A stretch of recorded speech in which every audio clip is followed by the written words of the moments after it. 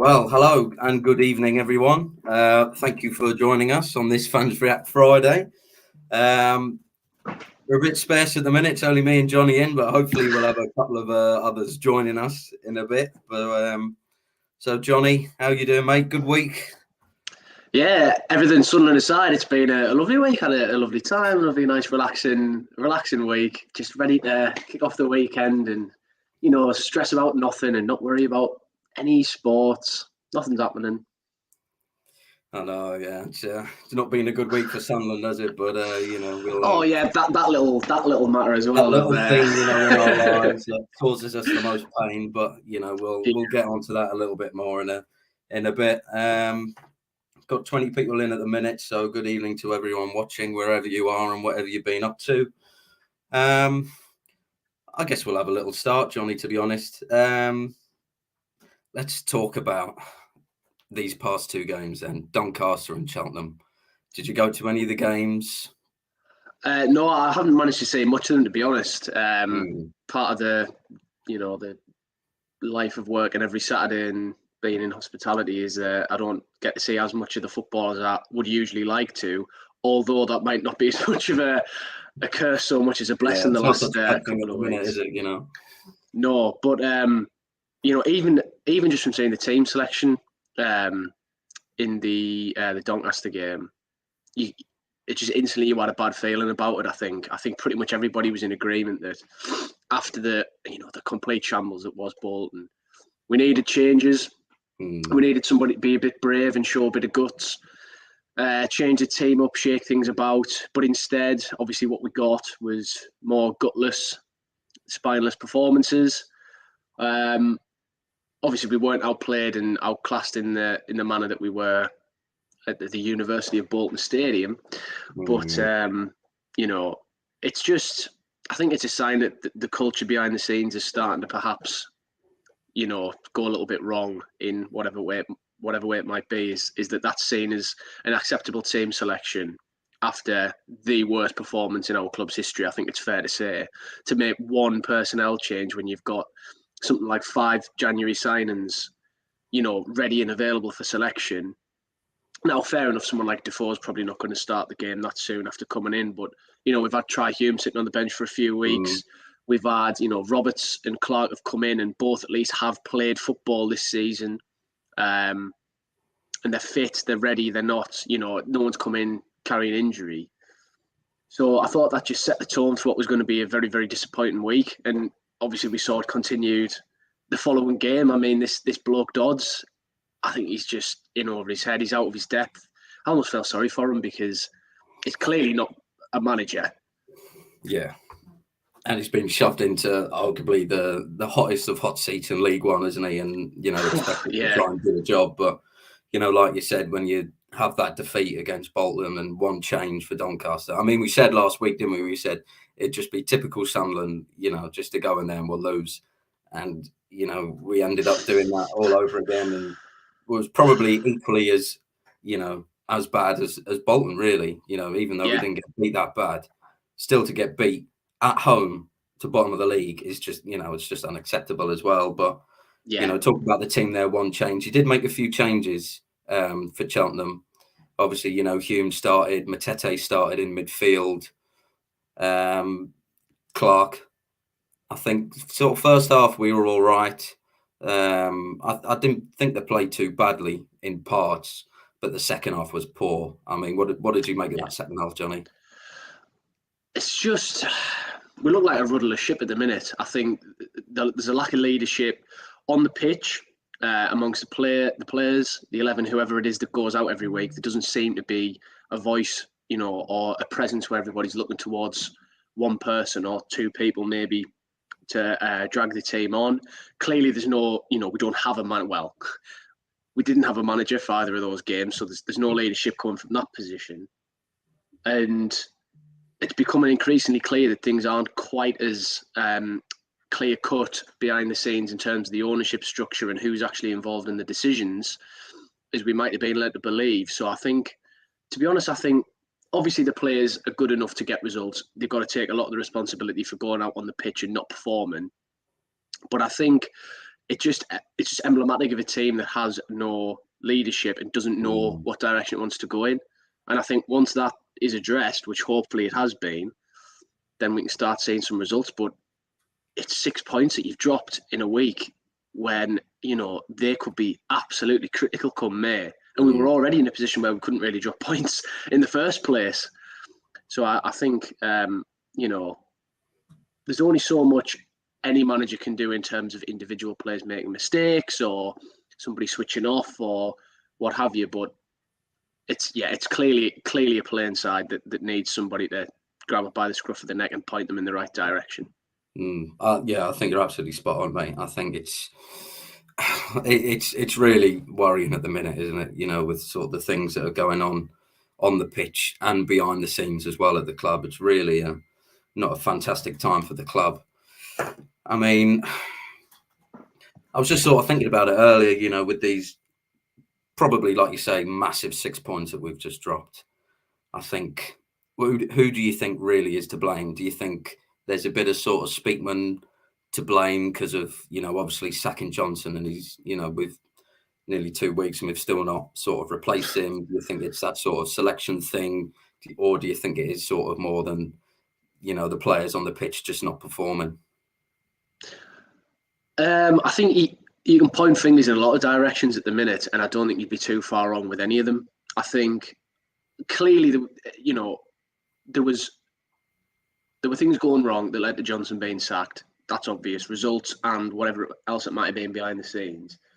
So I don't have too much of an issue with Speakman or, you know, any director of football sacking a manager, even if it's a divisive decision. That's what they're paid to do, fair enough. But like you say, the delay in appointing a new man, it's just not really acceptable, is it? You know, as much as we're only in the third tier, it's still an elite level, you know, sporting outfit. And to have decision making that sort of scatterbrained and kind of almost seemingly last minute, it's not good enough.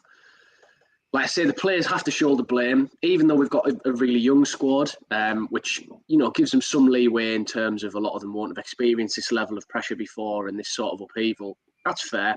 But at the end of the day, they're paid to go out and play football. And, you know, you can get a team of 11 blokes who've never met before on a park on a Sunday morning. You can stick them together, and if they're good enough, they can produce decent football. The ownership has to take some of the blame as well, because at the end of the day, they have responsibility and they have authority to make decisions. If they wanted to, they could go over Speakman's head. Not that I'm saying that's a good strategy, but ultimately they've got to take blame. I think it's just, like I say, at the minute, it's a little bit of everyone who's seemingly contributing, which is why, you know, in some ways, I don't think it's quite the crisis that a lot of people seem to be interpreting it as. I think it's more a case of something going wrong from everywhere all at once, rather than a total nuclear meltdown like it got towards the end of Short and sometimes when Donald was outright owner. But that almost makes it more difficult to solve then, I think, doesn't it? Because you're fighting 4 or 5 fires at once instead of being able to put your energy into one solution. Exactly, yeah. There's nowhere we go from here, but we need to go somewhere and we need to go fast. Yeah, it does. It really does need to be quick. I mean, you know, like you say, there's more than one thing going wrong at the minute, isn't it? And, you know, it might be all right just to sort one thing out at a time, but at the minute, you know, there's about 3 or 4 different things that have gone horribly wrong at the minute. Right, I'm just going to take a quick look in the live chat just to see who's in. Acacia's in. Hi, Acacia. Joanne, Hanny95. Hello, Hanny. Joanne, Bradley Young, Nathan Knight, Niket Pandey's live from India. Well, nice to see you. Wow, was there a national audience? I know, yeah, we're going global here. And French and Christopher Young are also in. So, guys, let us know what you think in the live chat. You know, please pop your comments in, and we'll see how we can get on. So yeah, we're certainly been a busy week, and with the start, I think we were all sort of, I mean, one of the biggest talking points is obviously about Roy Keane. You know, all the speculation about him being appointed and apparently supposed to be close to, you know, signing. And then obviously that's all now gone down the drain, and he's rejected Sunderland. So, Johnny,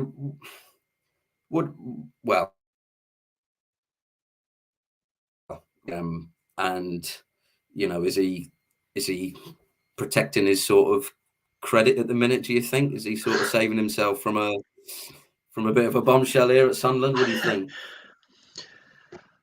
Yeah, I think they often say don't go back, which there's clearly some wisdom in that strategy, because if you do go back and it goes a bit belly up, you're left with a lot of egg on your face and you're sour with the fond memories. And so I can see if that is part of what he's thinking. I can definitely sympathise with that outlook. But and I think if Keane would have been the only manager who could have come in where the fan base as a whole would have given him the slack to fail this season and not get promoted and totally just be prepared to write it off, because anyone else who comes in now, obviously, I think we still can reasonably expect promotion.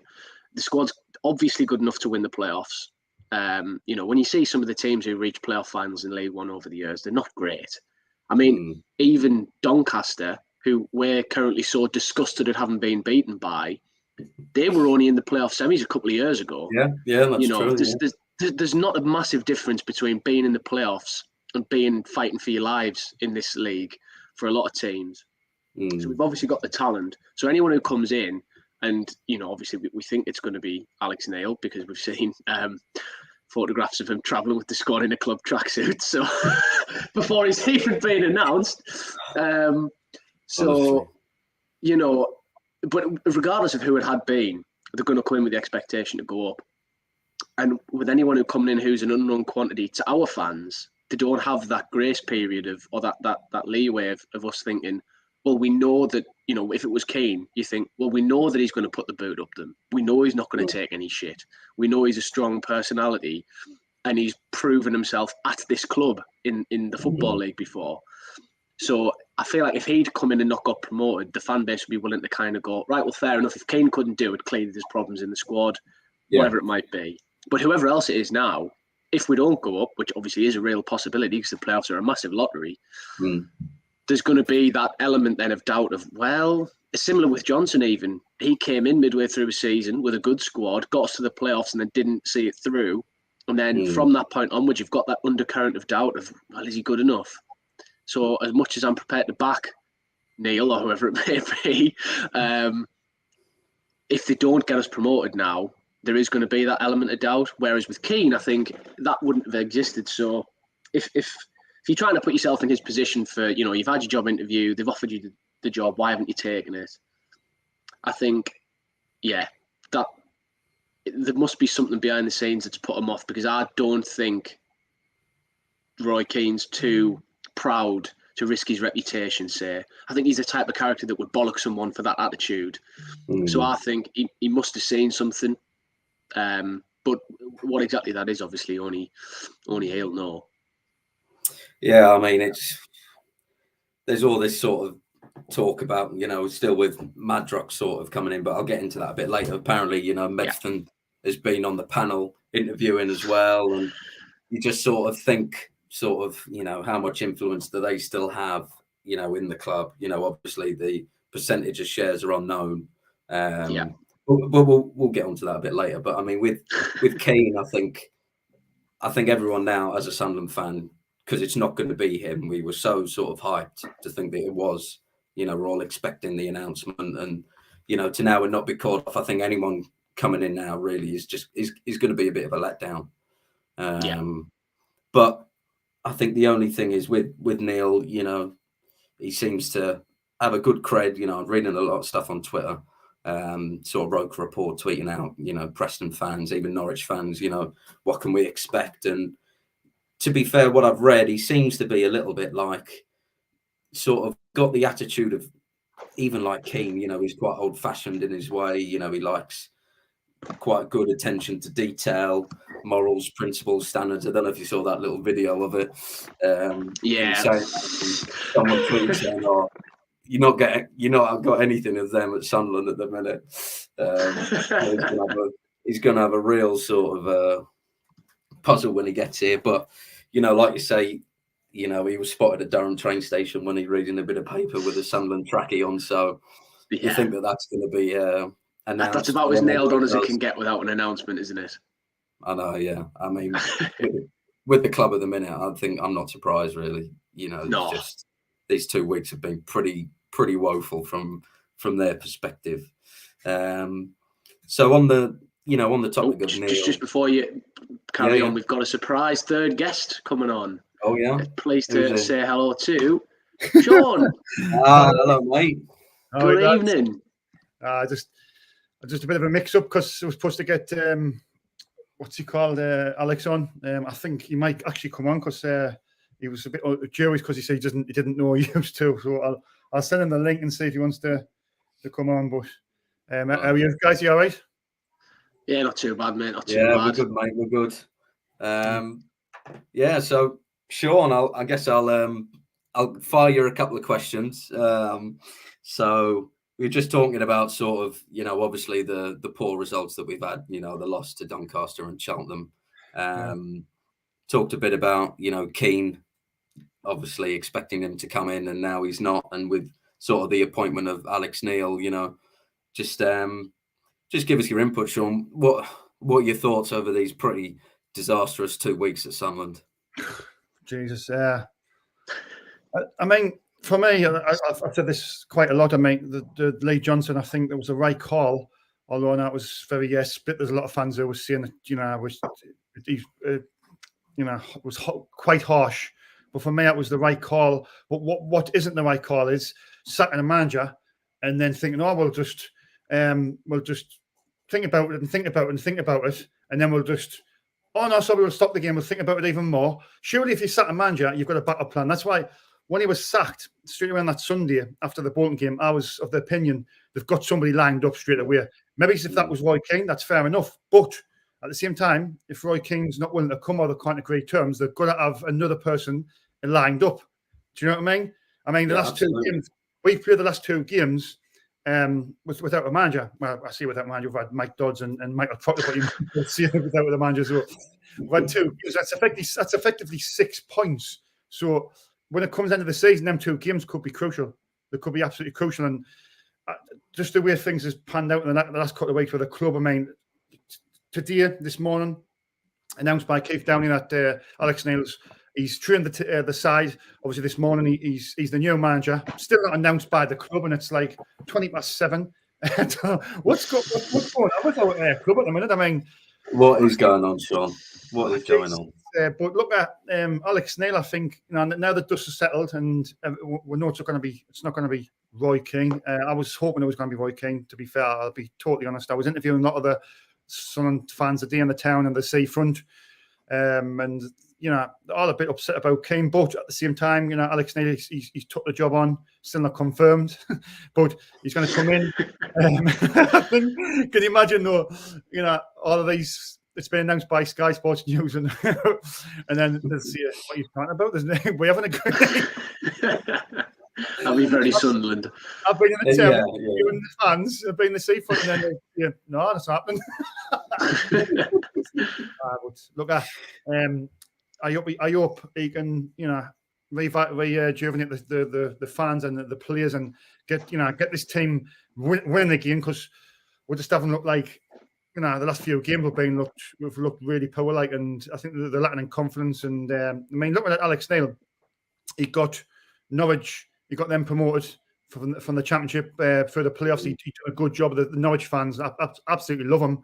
So I'm always of the opinion when a guy comes in, give him, let's get behind him. Let's give him our bottom, and let's hope he can just the last 15 games he can win at least 12 of them. Maybe he might need to win 13, 14 to get in that top 2. But it's looking at it, it's not a bad appointment really. He's a better manager than Ross Parkinson and Lee Johnson for me. He's just got to get it right straight away. I think that's spot on, Sean. I think, like you say, he's got to come in and he's really got to get going. I mean, Johnny, Neil, obviously quite well proven, sort of with other clubs. Seen a lot of stuff on Twitter saying, it's a bit of a coup for Sunderland if he can if he does sign and to come to League One. What do you think? Are you happy-ish? Keane aside, do you think he's probably maybe the best out of the bad bunch at the minute? I think that's a pretty good way of putting it. I was going to ask you the same thing, actually. I was going to say, do you think, Keane stuff aside, is he almost the best option to kind of placate everyone after Keane? Like, he's certainly better than Grant McCann. I wouldn't have been happy to see McCann come in. Just seemed like another Parkinson, another guy who can do all right in the lower leagues, can be decent, can be quite poor. So I wouldn't have been too happy with him. In terms of Neil as a manager, obviously we remember him getting Norwich in the Premier League, and he was always going to struggle trying to keep them up. It's not like he's took over a mid-table team and tanked them into the bottom three. So I think, he's one of those managers where everybody that he's managed rates him quite highly after he's gone, which is usually a decent sign. Yeah. But the fact that, I know a lot of other League One teams' fans get quite hyped up when Sunderland start to mention the fact that we're actually quite a big club, but the fact that it's being described as a coup for us to, sign Alex Neil as our manager, bearing in mind where we were 5-10 years ago, it's just not exciting, is it? From what we've seen in our time supporting the club, we've seen Roy Keane come in and rejuvenate us. We've seen, we've been in the top half in the Premier League. We've been to a Wembley final, an actual proper Wembley final, not the Papa John's. We've seen some really top players. So then I feel like whoever it was going to be was going to feel like a letdown. But we'll back him, and I think on paper he does seem all right. But how many managers have we said that about now? When David Moyes came, his track record was glittering, Man United aside, and even then it was Man United. We've had Parkinson, who's been promoted from League One before. We've had, Lee Johnson's managed at higher levels than we're at right now. So you can't read too much into, track records and stuff. I think we're going to have to judge him as we see him at the club. But I like the noises he makes. Like you said, he's got a similar sort of personality by the looks of things to what Keane would have had. So fingers crossed he can do the job. I'll be interested to see what sort of actual, style of play he tries to put us out with. Because one of the things that's, people make a lot of with director of football models, or whatever Christian Speakman's actual title is, the head of football operations or something, I don't know. But one of the supposed benefits of that model is ensuring continuity, and it doesn't matter who the manager is, you're going to have the same style of play. So then when you see names like, Neil Warnock was linked with the job, you see Roy Keane's name, obviously Roy Keane was offered the job. To me, that maybe speaks to the fact that actually the identity is a little bit more flexible until we get out with this league. So it'll be interesting, and I'll back him, but jury's definitely going to be out for at least a good few weeks. Yeah, I think it's, like you say, from Keane, it's sort of a bit of a sort of anticlimax in a way, but I think we've just got to get behind him, and we've got to try and give him all the support we can, as we have to, as we do with any manager that comes in. Maybe apart from Sean Johnson, but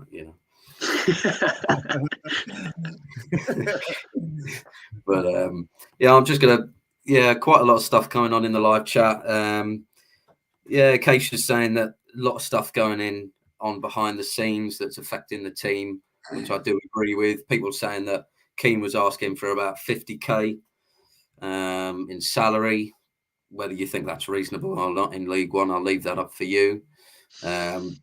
People saying it could be worse than Alex Neil, which I think that's probably a good thing. I think, like you say, Johnny, Grant McCann, wouldn't have filled me with any joy seeing him being appointed as a manager. JS2000 saying we have zero chance of making automatic. That's Wigan and the Millers. We need to be good to get the playoffs and win a playoff final. So, sort of on that point, obviously Wigan have got a number of games in hand, but they did slip up on Tuesday against Sheffield Wednesday. They did us a lovely favour there. I'll go you, Sean. Do you think... We've got a new addition to the stream. Yeah. Oh, okay. We can welcome Alex. All right, lads. You all right, Alex? Hello, you're right, Alex? Right. Yeah, nice to see you, boys. You all right? Yeah. Yeah, good mate, good Absolutely. mate. Thanks for joining us. Yeah, no worries. Thanks for having me. So, yeah, we're just sort of chatting a bit about the disastrous 2 weeks that we've had at the club at the minute, Alex. We're talking about, sort of the losses that we've had, sort of, Roy Keane and Alex Neil being appointed. We just sort of got on the topic about Wigan. Obviously they've got a lot in game in hand. Someone in the live chat said, that's automatic promotion gone out the window. I'll ask you first, Alex. What do you think? Do you think automatics are gone, or do you think we might be able to scrape it, or do you think we'll be lucky to get playoffs? Well, I think, mate, there's 15 games. Hopefully Alex Neil can come in, hit the ground running starting tomorrow. And, we can kind of muster up a run. We've seen it done before. I mean, Blackpool, they came out of nowhere, didn't they? I mean, until the fat lady sings, it's still possible. I mean, I'm a happy clapper mind. I try to look on the positive side. I mean, if we're calling spade a spade, it's not good. I mean, the last 2 results were just awful. I mean, I don't fault the club. I think Roy Keane was the number 1 choice, and as Sean knows, from what I was told, Roy Keane was just about done. As far as first team players being told that Roy Keane was going to be taken over as manager, it was a very last minute change of goalposts, I believe. And I think with that process, with that being ongoing, it's taken some time. In the club's defence, I believe Roy Keane himself was haggling a little bit. I don't think it was all down to the club. And I think that if it wasn't for Roy Keane being mentioned, yes, nostalgia is a wonderful thing. He was brilliant here years ago, and what he did, based on no managerial experience, to come in 5 games into the championship season and then win the league with us was fantastic. And you can see why the fans wanted him back, because of the character, what he was like on the pitch as a player, his previous with us. But I think if you take the nostalgia out of it, I think Alex Neil's is a very good appointment, in my opinion. I think if you look at what Preston fans say about him, his most recent job, he had them 7th, and then he had a few players sold under his nose. I think Hugill was sold, I think, for 10 million, and he wasn't back from the board from what they say. Obviously, that's all we can go off. But I think, yes, it's not the sexy appointment, if you like. He hasn't got the name that Roy Keane's got, but it's a practical appointment, and I think it's as good as of appointment they could make. In terms of Wigan and the games in hand, I think they've slipped up a bit. I think, what have they got? 2 draws and a loss last 3. Just a shame that we weren't able to capitalise on that with our own games. But we've just got to focus on our games at hand and see what happens at the end of the season. But it's looking like playoffs, isn't it? If we're being honest, but it's possible. I mean, I'll never say never, Sean, what do you think? Are you as optimistic as Alex, or are you going to be Gary this evening and bring us all back down to earth? Gary, who I believe has just commented in the chat that he's watching. So good evening, Gary. Oh, well. Hello, Gary. Nice to see you, mate. It's as Alex is saying there. I think now that the dust has settled with the Roy Keane situation, I mean, I was getting me so excited, I must admit, and I think all the fans were, because look, I've been let down so many times. It's the Roy Keane thing built us all back up after the 6-0 defeat, and then obviously Lee Johnson got the sack. Roy Keane, he's getting asked questions on the telly, and then it's coming out that he's getting interviews and he's interested, and it's all the fans love him, and it built up a lot of it was great talk. They were starting to get a feel good factor back, and I'm thinking after the few results we've had, the 6-0 and then the 2-1 and the 2-1, but look at in regards to Keane, I think there's more to it than meets the eye. I think he wanted to come, but I think it was on his terms. And I don't think it was down to money. Because Roy Keane, he's a multi-millionaire. If he wants another project, if he wants to come back to football, it's not going to be, for the case of money. For me, it's a case of if he thinks there's a good club there, and he loves Sunderland, he does love Sunderland. He always speaks highly. If there's a good club there, I think he will come. But I just think that something wasn't right with him. He just, and the day he turned it down, he didn't want it. But look at Alex Neil. I looked at it today. He did a good job at Hamilton and as in the Scottish leagues. He did a great job at Norwich. He got them promoted via the playoffs, and the Norwich fans speak really highly of him. They basically said if he was backed in the Premier League, he would have kept them up. Unfortunately, he wasn't, so they got relegated. Preston, as Alex said, he's done a good job there. He's got a good CV. I think I checked his win ratio was 41.6 win ratio at Norwich, and bear in mind that's in the Premier League as well, which is the top league. I think you look at it, and you the last three managers we've had, Lee Johnson, Jack Ross, and Parkinson. I think them three, not one of them have managed in the Premier League. So you're looking at it in that perspective, and you think, well, this guy's got Premier League experience. If he's only 40 as well. He's only 40 years old. He's a young manager, really. And I think with his experience, if he can hit the ground running, we need to win tomorrow. It's looking like the playoffs. But if we go on a really good run, an unbelievable run, and the last 15 games, 45 points to play for. If we can win 12 of them, they'll hit a blip. Rotherham will hit a blip. We have just got to make sure we capitalize on them blips and we win our football matches. But for me, it's being realistic. It looks like the playoffs. But look at he's got Norwich promoted via the playoffs. So why can't he do it with Sunderland? But top two is the ultimate goal. It's still not out of sight. We can still do it. But I think all Sunderland fans is obviously. I think in the last couple of games, the 2-1 defeats is probably, it was down to the playoffs. But anything can happen in football. We've just got to get behind let's get behind Alex Neil first of all. Let's get behind him and let's show him we love him and let's hope he can deliver the top two. But if he doesn't and it's through the playoffs, he's done it before. He can do it again. Well, let's hope so, Sean. I mean, Johnny, what do you think? Do you think Neil could get us top two, or do you think? We'll squeeze by for another playoff final, which hopefully we win this time. Well, we haven't got a happy record in playoffs, finals or semi-finals. So, fingers crossed we get in the top two. And, like the lads have said, you can never say never. I mean, especially with this club, you never know what's around the corner. We all saw in the Premier League that miracle run under Gus Poyet to stay up. It can happen.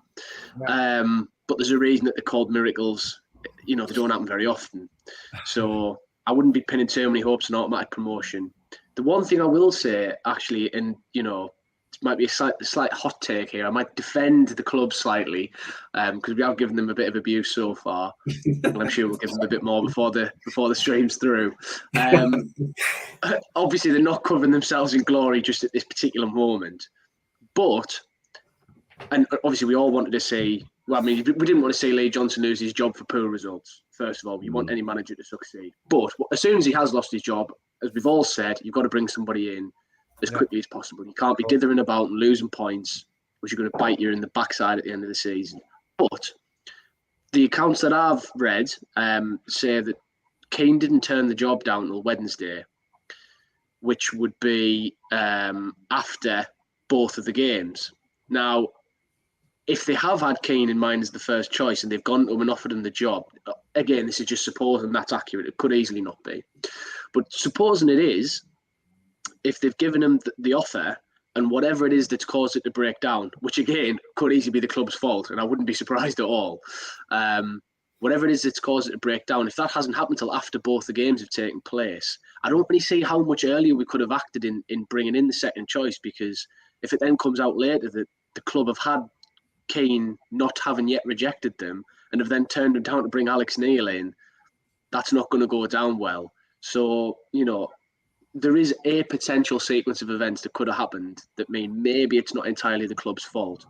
But, and it's a big but, whatever it is that's put Keane off, by the sounds of it, like Sean was alluding to, has likely come from the club, and it's likely not money, because Keane does not seem the type of character to be haggling over a couple of grand a week when he's played for Man United for a decade and all that sort of stuff. So I totally agree with that. But I do think that, like I said before to you, Ben, a lot of people seem to be, operating under crisis mode. I don't think it's quite that level. I think it's just a lot of bad decisions from a lot of areas of the club you've compounded at the wrong time to hit us. But because we've got rid of the manager in January and not waited to sack him, And yes, we've lost the 2 games that we've had in the meantime, but now we have got a new manager in by the looks of things before the next game. It's almost a perfect time to then bring a new man in a sense, because you want to be going into the playoffs with momentum. You know, how many times do you see it's not necessarily the team that finishes third that wins the playoffs, because maybe they were fighting for automatic promotion. They've gone on a little bad run at the end of the season. They've dropped out the top 2 and into the playoffs. Heads are down. You know, the team's not on a good run. You need that momentum going into the playoffs. And I mean, we've been victim of that both the times in League One, I would say. We went into the playoffs on poor runs of form. Under Jack Ross, we had 101-1 draws. And then under Lee Johnson, you know, we went on a poor run towards the end of the season. Whereas if Neil comes in, and if he does revitalise the squad, you know, maybe we can sneak the top 2. But if not, hopefully we at least go into the playoffs on a run of good form, with confidence up in the squad. Because we've seen under the good runs they put together under Lee Johnson, once the confidence is in the squad, and once they are playing with a bit of freedom and hopefully a bit of tactical organisation, they are capable of putting really good runs of form together, and we're capable of beating anybody in this division on our day. And, you know, we're capable of beating a lot of teams in divisions above on our day as well, because we have got a good side. So, you know, with the positive head on, it could be a bit of a blessing in disguise to go on that good run towards the end of the season. But having said that, I'd far rather be sat here saying, isn't it great that we're top of the league by 10 points and nobody can dream of catching us for automatic promotion? So... No, yeah, well, we could all dream, couldn't we, Johnny? I mean, but yeah, I mean, it is what it is at the minute. I think it's, you know, I guess into that will lead on to sort of what you were saying a little bit, Johnny, you know, sort of about this sort of the mess that sort of the ownership seems to be at the minute. Obviously, you know, Charlie Methven was spotted at Cheltenham on Tuesday night. I think there's a bit of frustration with the Sunderland fans just to know what sort of a role Madrox still have in the club, you know, and obviously how much percentage they still have and how much does KLD have. But I was reading earlier, you know, when Kirill first came into the club, he said that the previous owners were asset stripping. I don't know if you remember him saying that. So my real thought was thinking, well, why are they still around? Why is KLD still, you know, with these asset strippers in our club? You know, so I don't know if any of you guys want to chip in and sort of maybe shine any light. What do you guys think? Is there still something going on really behind the scenes that we all don't know? Well, go ahead, Alex. After you. I think when you've got a bloke in Charlie Methven who's called the fans parasites, and you know he's been openly hostile to the fan base, to associate with him anymore in any sort of, you know, employment capacity at the club is just an awful decision. He could be fantastic at his job. I mean, based on the Netflix documentary, I'm not sure how great he is behind the scenes either, you know, changing the dance music and all that. But he could be the most fantastic PR man in the world, and he doesn't seem to be because he hasn't got great PR with us. But, you know, that doesn't matter. Once you've got that very clear dislike, and that's perhaps a gentle word, between fan base and somebody operating in an ownership capacity, it's untenable, really. I mean, any of the clubs that are successful at any point in any season don't have these sorts of things rumbling away under the surface. You know, Man City fans don't hate any of their owners. You know, Bournemouth and Fulham fans haven't got disconnects with the ownership in their clubs. And there's a reason that all those sides are doing well. You look at us, though. You look at, you know, Man United. There's clearly bad feeling there, justified or not. It's there. You know, Newcastle under Mike Ashley. We're all well familiar with that situation. So you look at any model of success does not include a guy like Charlie Methven. It just doesn't. So, like you say, for Kirill, especially from his point of view, I think it makes the least amount of sense because, like you say, he comes in, calls them asset strippers. Then surely the natural progression is to remove them from all aspects of running the club. And if the reports about Methven being involved in the interview panel for the manager's job are true, if there's any truth in that, then if I was Roy Keane, I'd run a mile as well, seeing that pink-trousered idiot anywhere near the decision making. If Keane was, obviously being interviewed, and they've got Methven and then, a couple of others, and knowing Keane, he's probably asking them sorts of questions, right? Who's really in charge of this club? Because he's no mug. He knows that something's probably going on. Yeah. And like you say, if they've maybe explained something and he's just thought, oh, I don't like the sound of this, I'm not going to get myself involved. Yeah. And he's probably just, there's probably, like, Sean said earlier, all these little sort of things sort of adding up on his side and our side, it could have made all the difference. But I mean, KOD also said, it's also important to be honest with you from the start. And it obviously doesn't sound like he's doing much of that at the minute. I mean, Alex, what do you think, mate? What's going on? Do you think behind the scenes at the minute? I guess personally, I believe Kirill Dreyfus is, owns the highest stake. I believe he is making decisions. I believe that Stuart Donald and Charlie Methven and Juan Sartori don't hold executive positions within the board. That they have retained a shareholding, and I think the club should come out and let people know what that shareholding is between the board.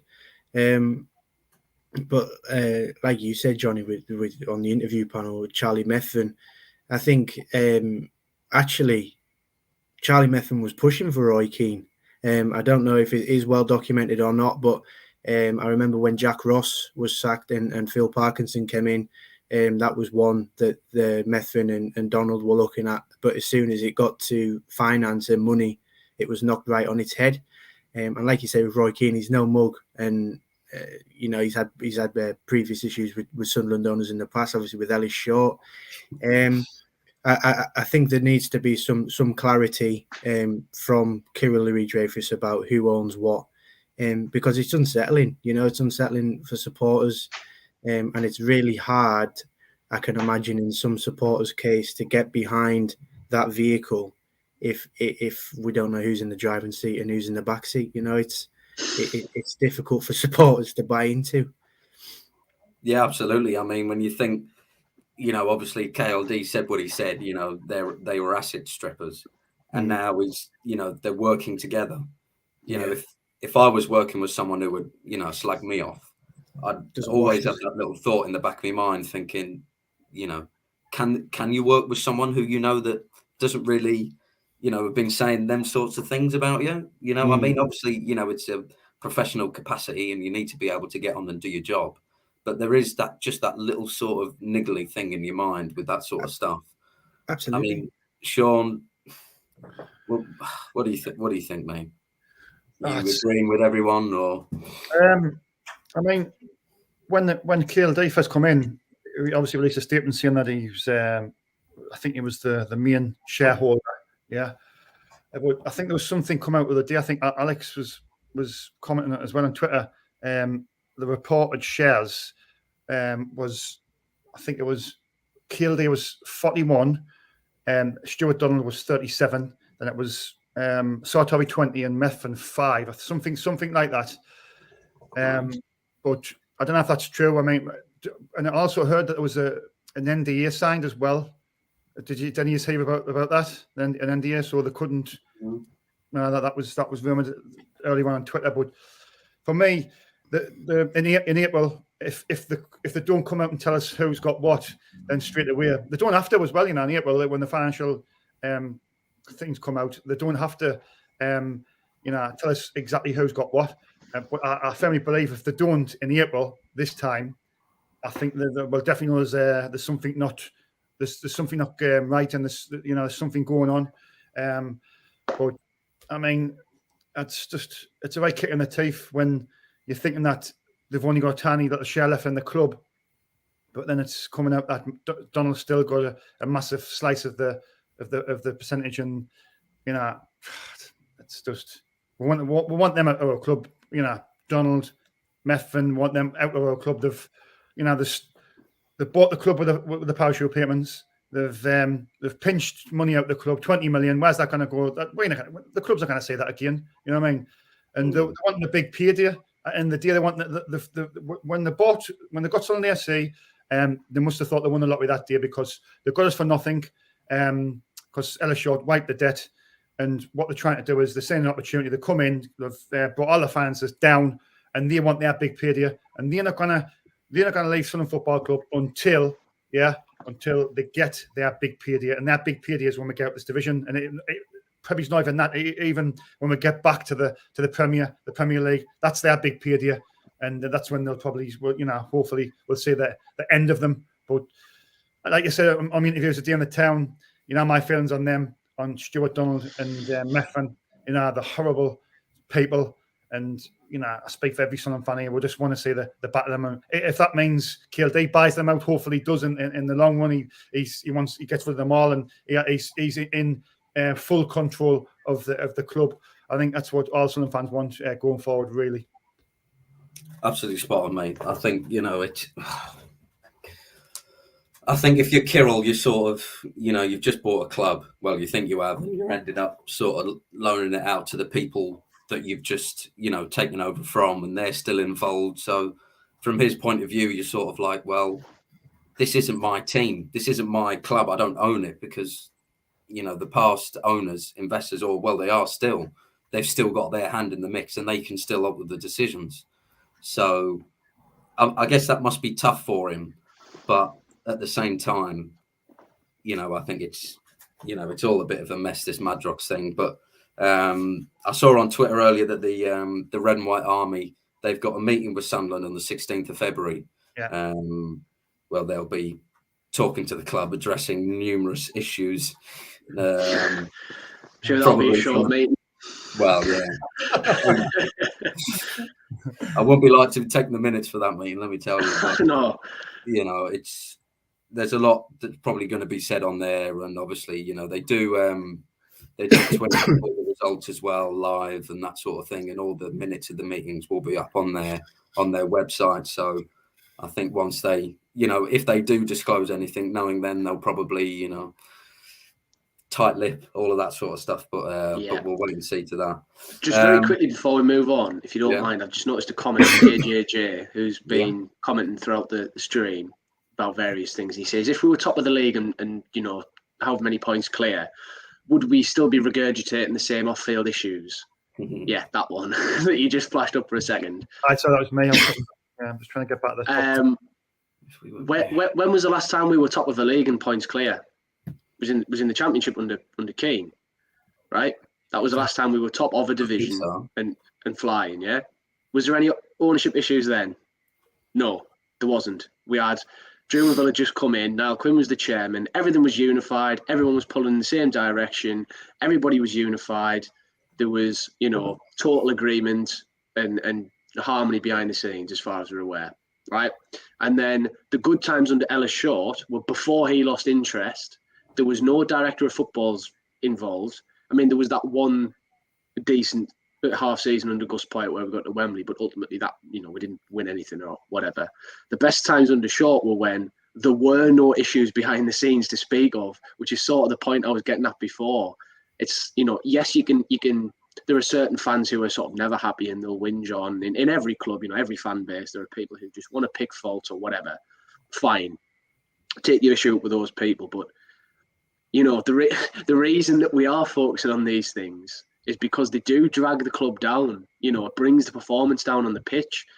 The players don't play well because they haven't got a manager. The manager doesn't do well often because he's not backed or because there's discord behind the scenes. I mean, Speakman even said in the interview after he sacked Johnson, it wasn't just because of results on the pitch. There was more than that. So kind of the point is that these things behind the scenes are what causes the problems on the pitch, which we then complain about, which is why we're all here now, slagging off various people and complaining about ownership structures and stuff. So, I think it's important to remember that when we think about this topic, because it's all well and good to kind of say, oh, well, if we're just winning on the pitch, then stuff off the field doesn't matter. But it's the stuff off the field that influences what goes on the pitch. It's, it's a bit of a vicious cycle in that way. And I think that's why it is important, and that's why it's worth demanding answers, which hopefully Red and White Army do in that meeting. Yeah, no, I think that's a really fair point, that, Johnny. I mean, Alex, in relation to that question, even if we were winning, all of that stuff going well on the pitch, do you think, that we'd still be moaning about this sort of thing in the background?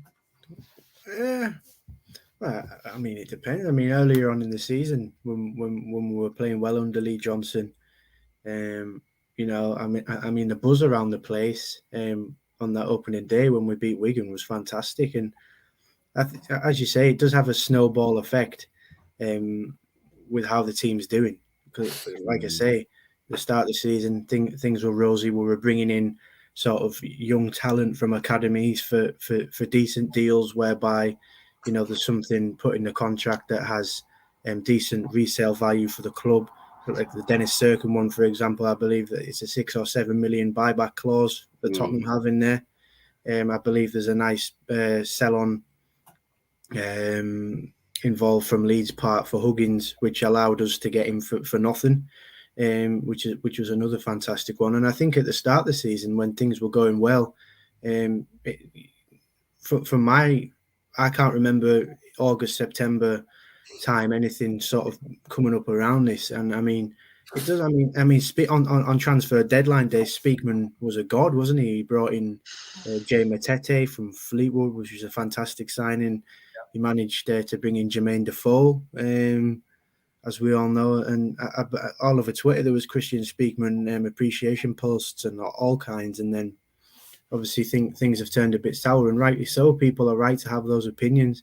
I mean, I listened to I don't know if any of you lads did, but I listened to Christian Speakman on the SAFC Unfiltered podcast. Yeah. I don't know if any of you caught that. Yeah. And like you said about Johnson going, there was a lot more to it than just the 6-0 defeat. He mentioned about XG wasn't as high as they wanted it to be, touches in the opposition half and things like that. I believe Johnson had his ways. I think Johnson wanted to move in a different direction, as in, I don't think Johnson was keen on bringing in Jermaine Defoe. I think the club were particularly Speakman. So I think if the team's doing well on the pitch, then things are all rosy, and behind the scenes we're kind of blinded to it. But I think once things are negative, in the sense of when it rains, it pours, and unfortunately it's been pouring for quite a while, hasn't it? So yeah, no, I do agree with you, Alex. I think we like to sort of, when things are going well, we just sort of push things aside, don't we? And think, oh well, the only thing that really matters at the end of the day is getting 3 points on the pitch, the players doing their job, and moving up the table. But when things aren't going well, you look around and you think, oh well, what's going wrong? The players on the pitch, and then you sort of rethink, well, there must be some discord, more up the ladder as well for them to not be doing so well. So there's a lot of, there are a few things in there as well. But interesting what you said about Defoe there, with Johnson maybe not wanting to sign him. Sean, I'll ask you this. Do you think that signing Defoe was a bit of a PR stunt? Quite possible. Quite possible. I mean, we all know that obviously Defoe's, he was loved by the supporters, and I think he's openly said that he didn't want to leave back in, I think, 2016-17 that season. He didn't want to leave. He wasn't ready to leave, but obviously we got relegated and he had to leave because he's on £90,000 a week. I think it could have been a PR stunt, but look, at the end of the day, I'm glad he's come back. But I would love to, I would love Defoe back here when he was in his mid-30s, and I mean he's 39 now. He's a good 39. Don't get us wrong, but I think it's lifted the place just temporarily anyway. But I think in regards to Lee Johnson and the Defoe thing, I mean, was that the icing on the cake because Lee Johnson sort of didn't want him, didn't suit his sort of philosophy and his young side sort of thing? I don't know. I mean, could you sack a manager for not wanting one player? I think there's more than that. I think that the results was the factor. I mean, losing 6-0, 4-0, 5-1s. I think they probably just thought that's not acceptable for our club in this division. Do you know what I mean? I mean, getting beat 6-0 in the Premier League, you'd say, fair enough, you know, on off day, but I think getting beat 6-0 in the third tier, I think that's just not acceptable. And I think they've got to sort of see, look, we're going to make an example of Lee Johnson here. But Pierre's done possibly, but look at, he's a class actor, Fosley, and I think he's going to use his class, and he's going to bring confidence around the place. And I think you've got to give credit to Speakman and KLD for bringing Defoe back. But I'd like to see Defoe get back to his fitness and hopefully can have a good last 15 games. Really, obviously giving him more time as well, because 10 minutes is not really going to do much, is it? Let's be honest. No, absolutely, I agree. I mean, Johnny and I, we sort of talked about it last week, sort of with the new signings. You know, I know we've been a bit doom and gloom, so I want to sort of cheer it up a little bit, sort of look on the bright side. You know, we have had a good window. You know, I do think we're a centre half short. I'm absolutely baffled that we allowed to let Flanagan go and not bring in another centre half, but that's another conversation. Alex, I'll ask you, you know, we brought in Jack Roberts, Jack Clark, Patrick Roberts, you know, Hume joined, Danny Bart, Jay Matete, and obviously Defoe. I mean, all seem like cracking signings. What do you make of the window that we had? I think it looks good on paper. I mean, we've not seen much of Roberts yet, have we? I mean, the little stints that we have, for example, Tuesday night. I mean, I can't believe he got into a really good position. I can't believe he dived there for the penalty. I mean, he was in a fantastic position. Yeah. But going back to the question, Clark looks a good one. Defoe, I know you mentioned just previously there, was it a PR stunt? I think it was, in a sense. I know that might rumble a few people, but I think the evidence-based is that when Defoe signed on deadline day at 1 a.m, when the club tweeted that "Are you up?" tweet, and everyone was buzzing, you know, it's only now, a week later, since things have dragged on, 2 weeks later, sorry, with the manager situation, that people have started to click onto why was a centre half allowed to leave without a replacement being brought in. So I think Defoe blinded quite a few fans to that. I mean, I think it was well documented that they did try. Was it Congolo, the lad from Fulham, failed a medical? And I think it came out the other day that they tried to get Mark Beavers on deadline day from Peterborough. I think again, under wraps, things that don't necessarily meet the eye. I think Tom Flanagan was a huge Lee Johnson fan. I think he was one of Lee Johnson's boys, if you like.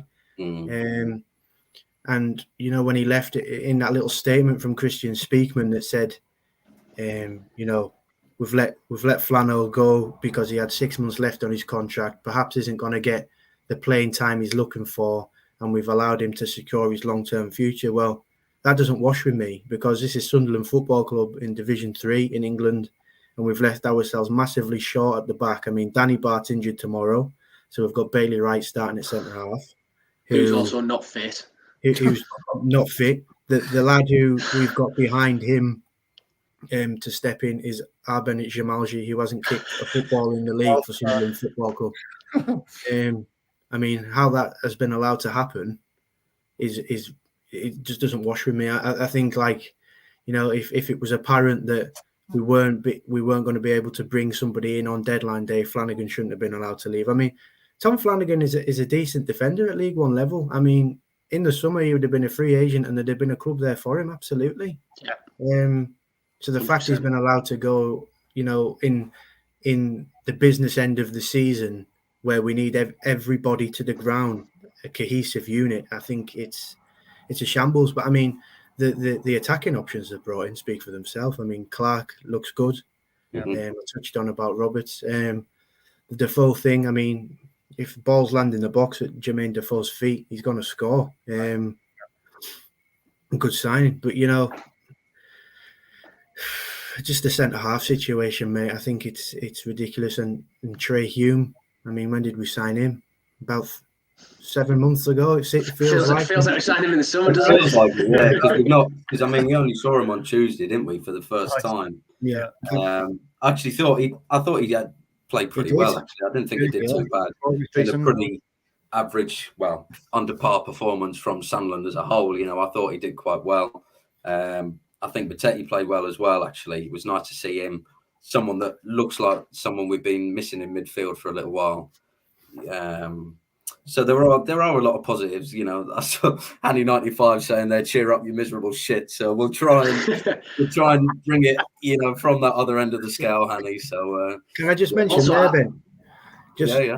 To sum up the transfer window, I think who did we play the following weekend at home? Doncaster. Yeah, Doncaster when we got beat. To sum up the transfer window, the first game at home after the January transfer window, we had Carl Winchester playing centre half in the first 20 minutes. So I think that probably sums up the incompetence Christian Speakman brought to it there. Like, sorry. I thought you were a happy clapper, Alex. What's all this realism? So benefits a big shout out to Man Punching and Hanny 95. The both donated to the channel. I don't know. Did you read it out earlier on? I don't know if you've missed it or what, but there was a no. I think I missed that one, Sean. They donated money to the channel. So a big shout out to. And thank you, Joanne and Hanny. Very much appreciated. Yeah. Thank everyone who supports the channel as well. Yeah, there's had a good number of viewers in tonight as well. We're up to 75 live viewers right now, which is everyone can't get enough of us all subjecting ourselves to the misery of supporting this club. So, I mean, we'll try and wrap it up now. We've been on for just slightly over an hour now. So, you know, obviously a massive game tomorrow, Wimbledon away. Johnny, I'll start with you, mate. What do you think? What are you looking players-wise? You know, you're hoping to see anyone, or you're not hoping to see some? And what do you think the score's going to be, mate? It's going to be an interesting one. Like I said before, I'm looking forward to seeing what Alex Neil does with the team. Obviously, he's only been in like about 5 minutes, so he's not going to have had time to put much of a mark on them. But it'll be interesting to see the shape, the personnel. I just hope we see the players playing in the right positions. I mean, like Alex said before, Carl Winchester playing centre half the day after the January transfer window. It's just a joke, really. It's the kind of stuff you look at another club and think, what a basket case. I want to see players in the right positions. I want to see a team that looks like they're drilled, they're organised, and they know what system they're playing. However that turns out to be, I'm easy. I'd like to see Defoe, like Sean said, get a bit more than 10 minutes. Like to see Clark and Roberts, because they're the kind of players that can excite you.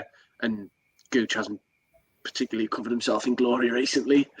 Apart from that, just fingers crossed Neil knows what he's doing. And whatever team he puts out, we'll get all back in. And it's time for them to start repairing it. Sean, what do you think? Big game tomorrow, isn't it? What are you thinking? It's a huge game. It's an absolutely huge game for me. And do you know what? Like, what you want to see tomorrow is you want to see a response. You want to see players looking to impress the new manager. That's what you want to see tomorrow. And I'm going to put out there, you know, we'll win the game tomorrow, 100%. We should be winning that game tomorrow. You should be seeing all these players. I mean, Pritchard, he's played for, I think Pritchard played for Alex Neil at Norwich. Is that right? Yeah. So he's got experience. If he can get the best out of Pritchard's he's an ex-Premier League player. Let's get Pritchard back. Firing on cylinders. He is a quality. He's a class act. Get him playing. Get Dan Neil. Get his confidence back. Get Mattetti in there. All these players, as a new man in charge, there should be tomorrow. You should see all them players wanting to impress the boss. And I'm absolutely convinced that we'll win tomorrow. We'll win big as well. And I think we'll get back on track. At 5 o'clock, I'm putting my eggs all in one basket, and I'm taking transparency in this. But I just think that let's get behind the players tomorrow. That's what we always do.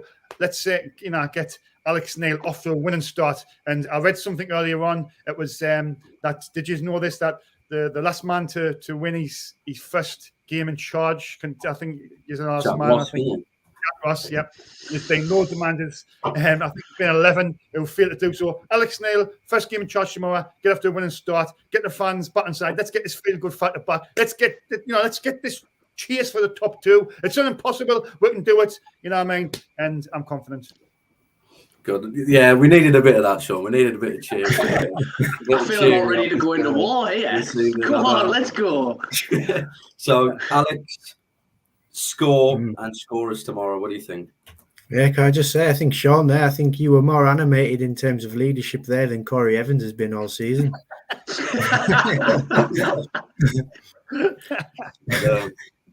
Right, what do you think? I think I don't think we're going to win, lads. If I'm honest, I don't. I think we're going to get a draw. I'm sorry. That's me never coming back on here again, isn't it? But no, I think honestly, I think we'll get a draw tomorrow. I think it's a fantastic game and a fantastic time for Wimbledon to play us. At Plough Lane as well, which is a small, compact stadium. I just hope. I know it's the end. It's the business end, and results is what matters. I just hope that we see some sort of response from the players that look like they want to play for the shirt and play for the new manager. But whilst we're on that, have we ever had a manager that's bald before? Simon Grayson wasn't exactly blessed in the he wasn't, was he really? Well, not to drag back too many happy memories of the bloke. Well, let's hope that it's not a bald ex-Preston man curse then the amount of bald fraud comments as soon as we lose a game are going to absolutely it's all going to come out. I'm going to go 1-1. And I think Jack Clark will get the goal for Sunderland. 1-1. Right. Sean? I'm going to go for a 4-1 victory tomorrow for Sunderland. 4-1? 4-1, yeah. I think Ross Stewart, I think Clark and Defoe to get his first goal tomorrow. Okay. 4-1. Right. I'm going to say 2-0 to Sunderland. Slightly more in hope than expectation, but I do fancy us to get a good result under the new manager. I'm going to say Matete and Stewart to score the goals. Okay. Yes, get Johnny lad. Yes, I think, Alex, I think you're absolutely spot on, mate. What I want to see tomorrow is 11 players on the pitch proving themselves for our new manager. And I think Neil, he demands a lot from his players and he accepts nothing less than 100%. And I will be very disappointed if that doesn't happen tomorrow. So with that being said, as the optimist as I do like to be, I mean, I'm going to go 2-1. I think we'll concede first, as we always do. I think Clark will score. By the way, I thought he had a cracking game on Tuesday. I thought he played really well in some bits. And then I'll go for Defoe. So that's my little, we're all being positive apart from Alex, but I think Alex has been a bit real despite, that's on the trot. Alex is saying about him not coming back on. That's what we want, people who speak their mind. We all speak our mind, and I'm probably just saying that, because we've all been down in the dumps on my last couple of games. I'm just hopefully, come on, let's get back to winning football matches. You know what I mean? That's all we want. I know you said that we're short for time, but can I just say, when it was rumoured that Alex Neil last night, I think it was at Keith Downey that said it was all but done, I started looking on YouTube to see some interviews and stuff that he's done. Mm-hmm. And there was one, Norwich drew, I think it was away from home. I can't remember who it was against. They'd gone 2-1 down in the 95th minute and they pulled it back to 2-2. And the reporter asked Alex Neil after the game, he said, so how much pride do you take in your lads that, you went 2-1 down in the 95th minute and you managed to get a 2-2 draw? And he was very blunt and he said, none. He said, it doesn't matter. He said that it's the business end of the season. We're Norwich City. We've come here with the objective to get the 3 points and we've not failed to do that. Whereas on the flip side, and I know I've said to you, Sean, that I was a Lee Johnson fan, and I was. But, if they asked Lee Johnson that same question, he'd not be on about pitch personalities and people bombing in the front pomo. And it'd be nice to have a manager who's very black and white and just says it how it is. And hopefully you can just get the best out of them 11 players on the pitch and get Sunderland back into the championship. Absolutely spot on, mate. I think the players really do need a bit of a rocket up their arse. And it sounds like Alex Neil is certainly a man to do it. Maybe not as harsh as Keane, but certainly in a bit more of a manageable way, as what people might think. So, yes, Well, I think we're going to call it a day. It's 8:10. So I want to say, Johnny, thank you very much for joining. Sean, thank you for popping in, and Alex, good to have you on the channel, mate. Really nice to meet you. Talk a lot cheers, of thanks sense. for having me, Great hosting by Ben. Big shout out to Ben. Excellent hosting. Cheers, mate. And Johnny was. I've watched Johnny as well. Johnny was class last couple of times. Brilliant, lads. Keep it up. Great work. So lovely. So thank you all for joining. If you're watching live or you're catching up a bit later on. So thank you very much. Have a lovely weekend, and we'll see you next week to talk more. Away the lads. Away the lads.